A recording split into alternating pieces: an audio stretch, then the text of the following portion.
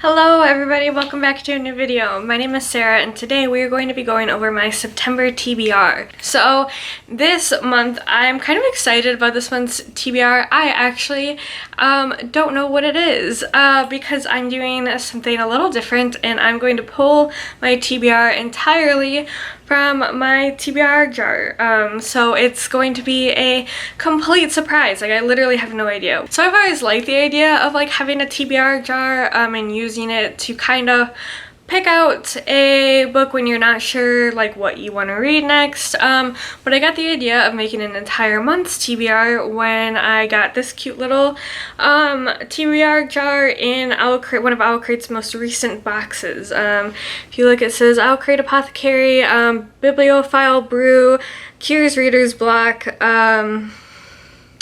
Take one when experiencing literary indecisiveness, and it says, let the OwlCrate Apothecary decide your fictional fate, and it's super cute. It's like ceramic with this little cork top.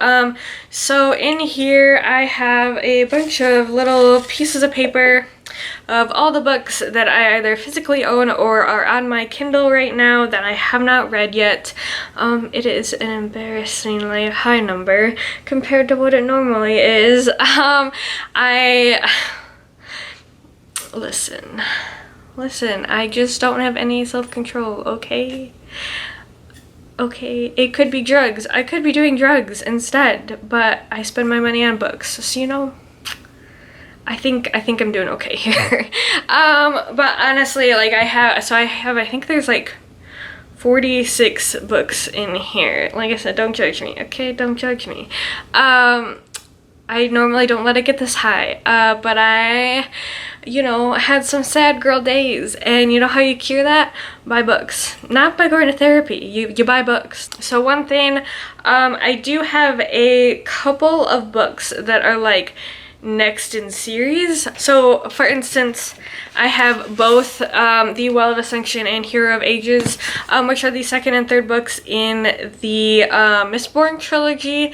I do have both these titles in this jar, but obviously if I were to pick out the Hero of Ages, which is the third one, I'm not going to read that one next. I will substitute it for the actual next book in the series, the Well of Ascension. But I did put both titles in here in this jar so that I have kind of double the chance of continuing the series because I would like to do that. I hope that makes sense. If we run into this situation, then maybe I'll explain it a little bit better. But I think I'm gonna just pick 5 slips of paper out of here. I think that is a pretty decent at least start to my TBR. You know, my TBR is usually between 5 or 6 books long.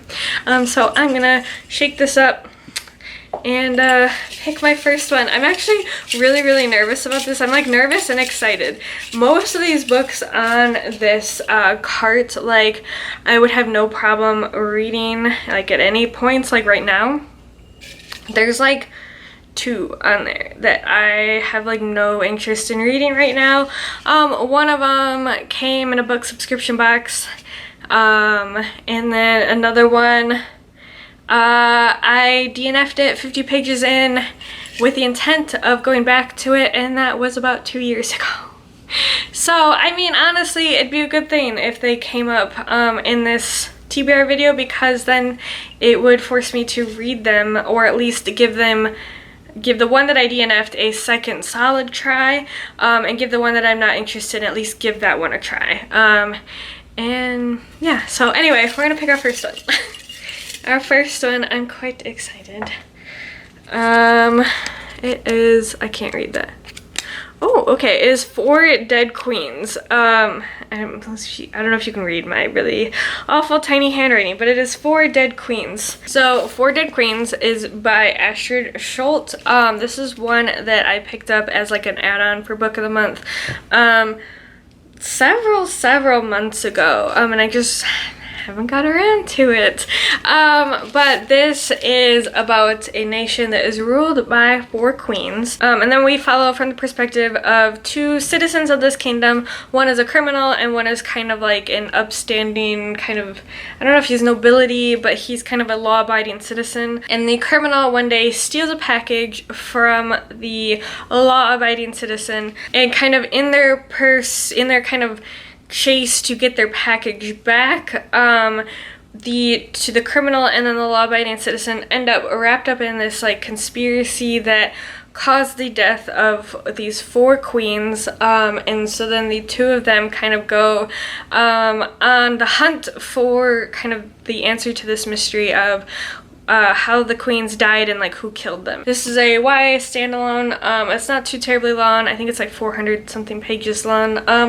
But I was just really intrigued by the idea of it when I picked it up, of like a kingdom or a queendom that is ruled by 4 queens instead of just one, and kind of the murder mystery focus in a fantasy world. So I'm quite interested in this one. I'm gonna be honest, it's probably a good thing that I picked this out of my TBR jar, because I really don't know when I would have gotten like when I would have prioritized reading this one. It just kind of like fell out of my immediate radar after I bought it, and I just haven't really put it on a priority list. So now we're gonna read this in September. All right, next one.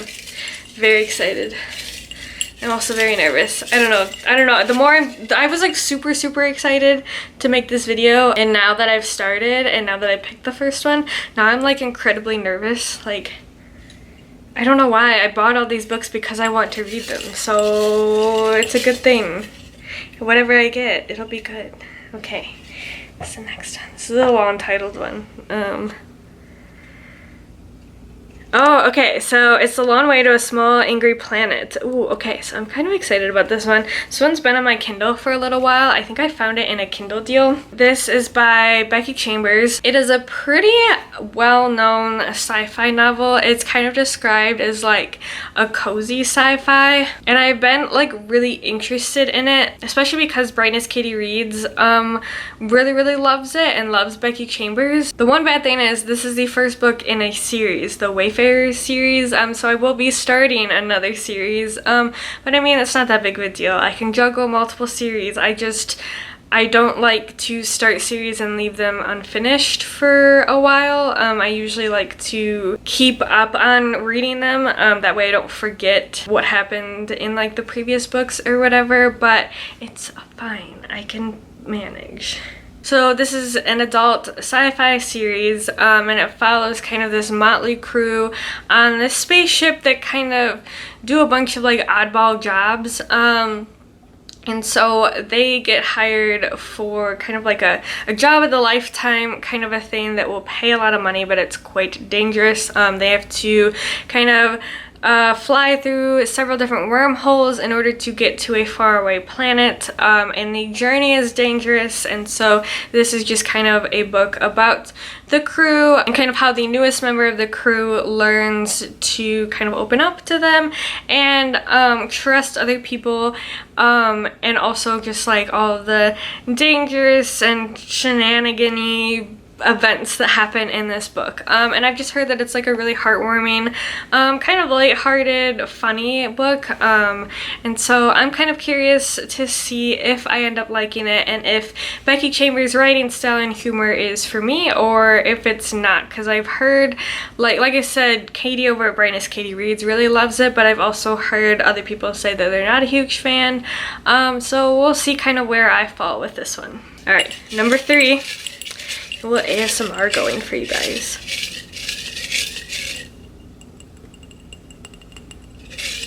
I don't know if I'm any good at that. Okay, number 3.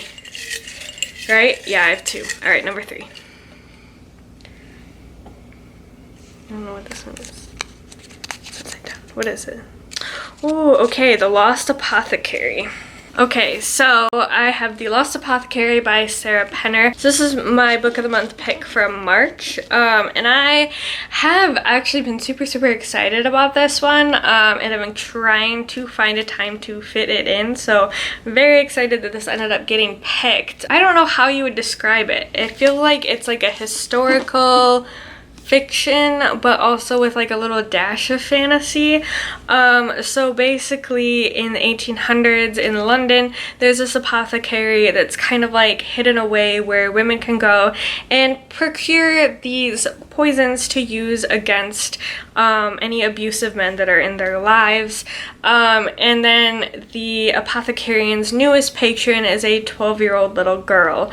And so the two of them kind of form this bond in order to, I don't know what, we'll find out. So then 200 years later in present day's timeline, a historian finds one of the old apothecary bottles, and she is kind of struggling with the discovery of her husband's infidelity, and so she finds this apothecary bottle and kind of links it to all of these unsolved apothecary murders, and kind of gets wrapped up in the story of the apothecarian and the 12-year-old little girl, and then kind of how that all relates to these unsolved murders and kind of her own life today. I'm interested to see what kind of feminist themes Penner puts into this book, in terms of like women taking power back for themselves against abusive and oppressive men,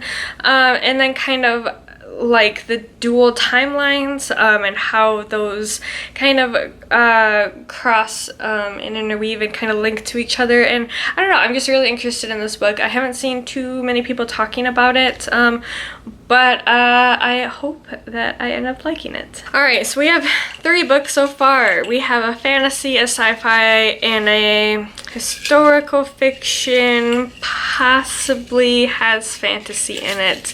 I'm not entirely sure. I think it's mostly historical fiction or something along those lines. We'll find out. But anyway, now for book number 4. We got a couple stuck together. There we go. Alright. What is this? What is this?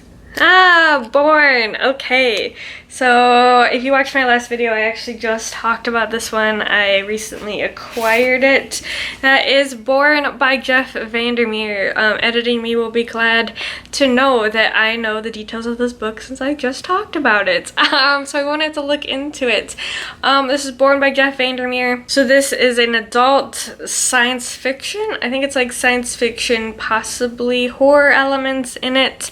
And it's about a young woman who lives in this like post-apocalyptic ruined city, and she's kind of a scavenger, and one day she comes across a green lumpy mass that she's not sure if it's a plant, if it's an animal, but it exudes this like positive, comforting feeling, and so she decides to take it home with her, and it starts causing her to kind of hallucinate, and then it also somehow disrupts the power balance in this post-apocalyptic city. So I'm very excited about this. I really enjoyed everything that I've read by Vandermeer so far. I've only read the Southern Reach trilogy and then Hummingbird Salamander, just because he has such like a bizarre way of describing things and like writing. So I'm really interested to see kind of how I like this book in comparison to his other works that I've read. Alright, so 2 sci-fi, a fantasy, and we're gonna just say The Lost Apothecary is historical fiction. I don't know. Let me look it up. Actually, I need to know. I don't know why I thought it was fantasy. I mean, I guess because in Goodreads, some people have it shelved as fantasy, but I think it's more of a mystery historical fiction. So there's 4 books. Pick our 5th. Our 5th and final book. Ooh, okay, I'm very excited about this. The Wolf of Orion. This is another book that I have on my Kindle that I got for like $2 during like a Kindle deal. But again, this is going to be another series that I will be starting. I think the series name is called the Bitch Queen Chronicles, so do with that information what you will. This is a adult fantasy series, and I'm honestly going to just read out the synopsis because I just started reading it, and I'm not going to do this justice. So we're going to read this out. A queen of a divided land must unite her people, even if they hate her, even if it means stopping a ruin that she helped create. A debut epic fantasy from an exciting new voice. They call me the Bitch Queen, the She-Wolf, because I murdered a man and exiled my king the night before they crowned me. Born under the crumbling towers of Orion, Queen Talion was the shining jewel and legacy of the bloody War of the Wolves, which nearly tore her nation apart. But her arranged marriage with the son of a rival clan should herald peaceful days to come. However, her husband's sudden departure before their reign begins puts a quick end to those dreams, and the kingdom is fractured beyond repair. Years later, Talion receives a message, one that will send her across the sea. What's meant to be an effort at reconciling the past becomes an assassination attempt. Stranded in a land she doesn't know, with no idea whom she can trust, Talion will have to embrace her namesake. A Wolf of Orion is not tamed. I've seen really positive things about this. This is the first book in, I think, a trilogy, and the third book just came out this year, I think, actually. So if I enjoy it, I will be able to continue on with the series right away, which is nice. I'm pretty excited about all of these books. Several of these have actually been ones that I've been looking forward to hopefully prioritizing. And luckily I get to now. So I'm really looking forward to it. Let me know if you read any of these books. I'd love to hear your thoughts on them. Hopefully you enjoyed them, because I'm hoping to enjoy them. Thank you so much for watching this video. I hope you consider sticking around and subscribing. But as always, I hope you have a great rest of your day, and I will see you in the next video. Bye!